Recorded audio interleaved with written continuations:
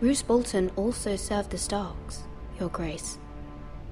And proved his loyalty to the crown by bringing their house to a swift and sudden end. Old allegiances are not easily abandoned, but now that the war is over, we must look to rebuild and forge new alliances. There are ships and shields to be built, and Joffrey will need a steady supply of ironwood for his armies. I'm told there are others who would happily serve that purpose, but I trust we can rely on House Forrester.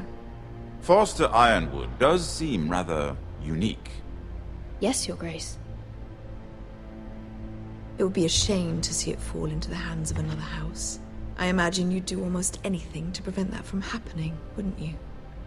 Ask any Lannister, and they'd do whatever was necessary to save Casterly Rock. It would be unfortunate to see another house lay claim to what's yours. I won't dishonor myself, Your Grace. I see. What would you have the girl do, Cersei? It's not as if she fought beside the Starks, wielding a battle axe for the Northern Army. It raises an interesting question, I suppose. Can we truly blame those who end up on the wrong side of the war? Our dear Marjorie here was betrothed to Renly Baratheon on the false assumption that he would one day rule the Seven Kingdoms. Can we fault her for her mistake? Should she be held accountable? I'm sure she regrets it. Perhaps. Perhaps not. If there's a point to this, I hope you find it quickly. Loyalty can be such a hard thing to define. This city alone is filled with all sorts of ambitious opportunists looking to reinvent themselves, pretending to be something they're not. Who knows what lurks within their hearts?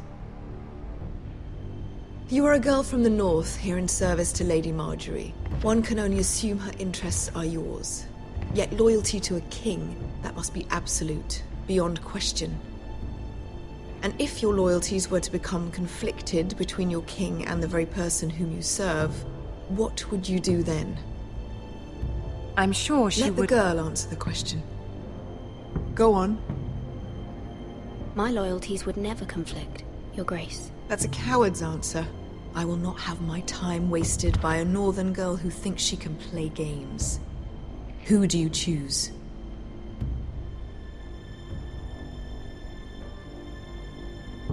The king, of course. Well said.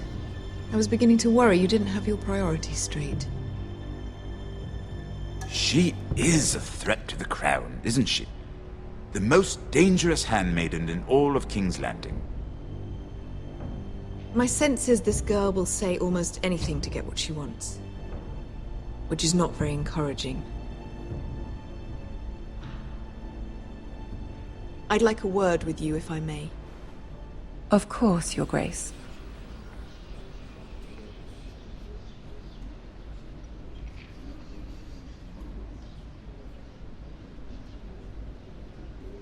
I'll walk you out.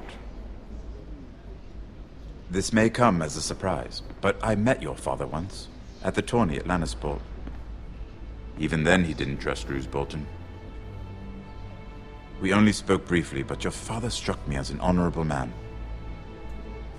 You have my condolences for his loss. Thank you, Lord Tyrion. That's very kind of you to say. That certainly took courage. To so publicly declare your loyalty to Joffrey for all to hear. Poor Lady Marjorie was humiliated, although Cersei seemed quite pleased. It was quite the first impression. I, of course, found it all highly entertaining. No doubt Lady Marjorie will forgive you. Eventually. My sister and I have our differences. She takes great pleasure in her little charades. I take mine in thwarting them. We must find our amusements where we can. She threatened to give your ironwood to another house. It is the Master of Coin who decides such matters. The Crown needs boats. Boats need wood, and I speak for the Crown in this regard, not her. What are you suggesting? I suppose the Crown could be persuaded to secure ironwood from House Forrester. Lady Marjorie might not look favorably on such an alliance. And it would infuriate Cersei. Although what would be amusing for me might prove rather dangerous for you and your house. Are you willing to risk that? It may be far too dangerous. I'm sorry, Lord Tyrion, but it's a risk I cannot afford. I admire your discretion. Now, if you'll excuse me, I promised Sansa I would join her for dinner tonight. 3 beautiful bottles of Dornish wine await my arrival. The mere thought of them makes me thirsty already. I hope we meet again. Nothing would make Cersei happier. Until then, be careful. This is not the North. King's Landing can be a nest of vipers to the uninitiated.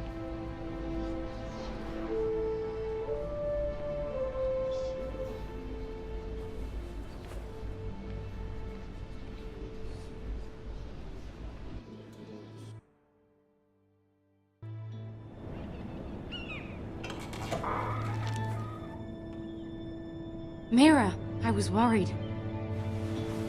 How was it? Cersei has a way of looking at you as though you're nothing. I'd rather not discuss it, if you don't mind. Of course not. It must have been horrible. But at least it's over now. Lady Marjorie has spent the entire day working on seating arrangements for the wedding. Of course, you and I are seated way at the back. Here with the 4th cousins and the 9th-born sons. Ah, Sir Jaime. I wouldn't mind tarnishing that white cloak of his. Sarah! What? It's true. And Oberyn Martell, the Red Viper. I'm told he has a paramour. Which I doubt is Dornish for wife. Put it back. We're just having a bit of fun. That's probably for the best. I've heard he's a bit perverse. Perhaps Lady Marjorie could make the right introductions. Who knows? We might meet our future husbands. Although, marrying a king, I can only imagine what that would be like. Would you marry Joffrey if it meant you'd become queen? He does have a certain look about him. And he's always treated Lady Marjorie well. Which is more than you can say for his mother. I'd marry anyone, if it helped my family. Right. Of course. Well, I would marry him.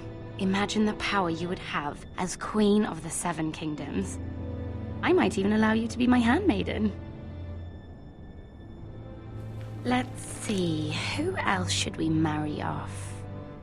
Brienne of Tarth and Tyrion Lannister. What a perfect match!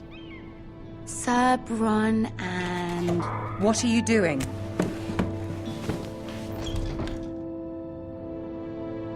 Well? I'm sorry, my lady. As am I. We shouldn't have been messing about. This is not a game. It's a battle plan. Allies and enemies can be made with every move. Yet they say it is men who are powerful. The Queen was pleased by your display, Mira. I'm just glad it's over. King's Landing can be exhausting sometimes. There's always someone to please or some perceived slight to smooth over. I fear it will only get worse when I am queen. Once they know your true heart, the lords and ladies will have no choice but to love you. Do you agree?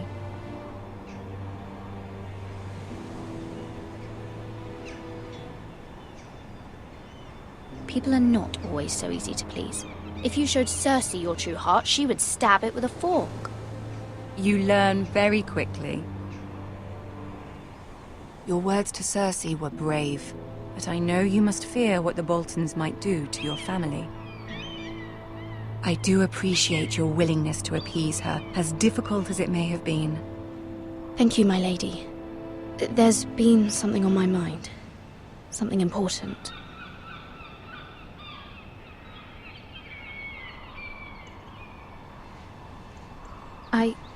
I did have a favor to ask of you in return.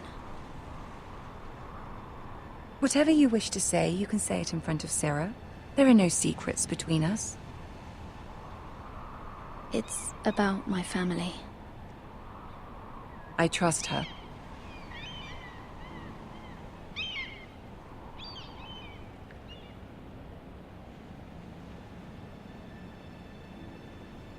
Go on.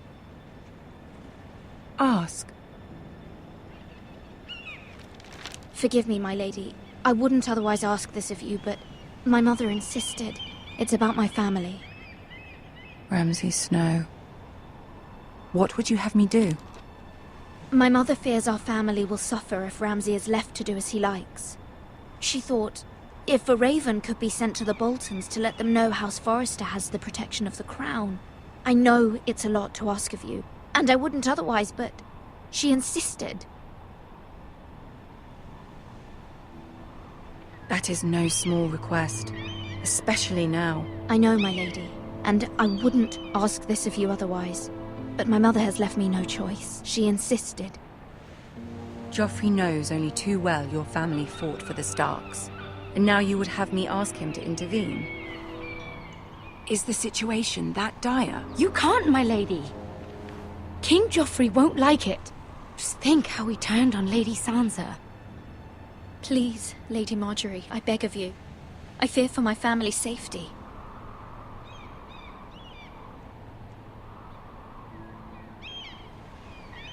I don't know, Mira. If Cersei were to find out...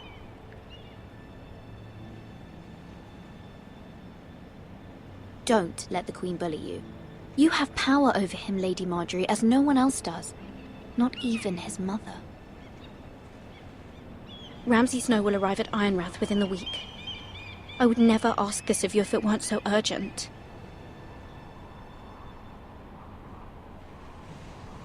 Very well. I'll make your request, but I cannot promise anything. Thank you, my lady. I will send a raven to my family at once.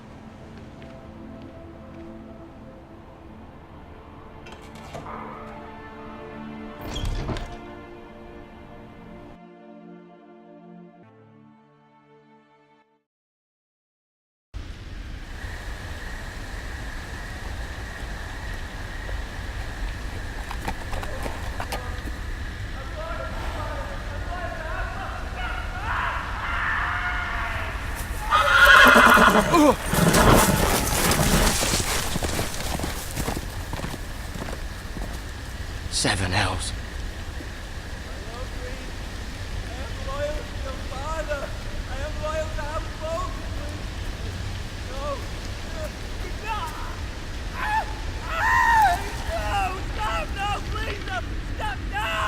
Let's play a little game, shall we?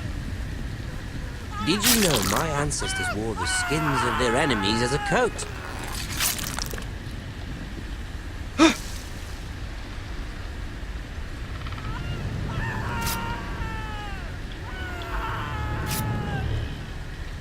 Not my best work, unfortunately. I suppose I have fallen out of practice. But he didn't make it easy, what with all that bloody noise. Like a droning cat. I thought he'd never stop. As my father likes to say, a naked man holds few secrets. But the flayed man holds none. Pity he didn't know your father was the Warden of the North. He does now. How much further is it to these Forresters? A day, my lord. 2 at most.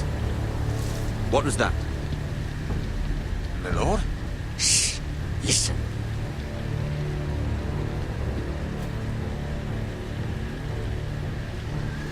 There. Hear that? I know I heard something.